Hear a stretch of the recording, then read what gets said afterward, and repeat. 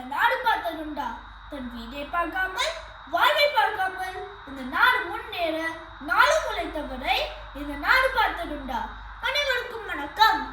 கல்வி கண் திறந்த கர்ம வீரர், காலத்தால் அழியாத பெரும் தலைவர் காமராஜர் ஐயாவை பற்றி தான் நான் இப்போ பேச போறேன்.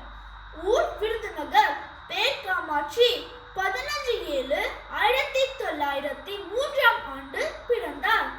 தாய் சிவகாமி அம்மாள், தந்தை குமாரசாமி ஐயா. பல்லாயிரக்கணக்கான பள்ளிகளை திறந்தவர், மதிய உணவு திட்டத்தை கொண்டு வந்தவர். ஏழைகளின் நெஞ்சில் என்றும் நிலைத்திருப்பவர் நமது காமராஜர் ஐயா. எளிமையானவர், நேர்மையானவர்.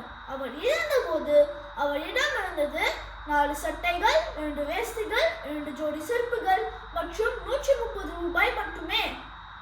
தமிழகத்தை அவர் ஆட்சி செய்த காலம்தான் இன்று வரை பொற்காலம். இனி இப்படி ஒரு தலைவர் நமக்கு கிடைக்க மாட்டார். காமராஜர் ஐயாவை என்று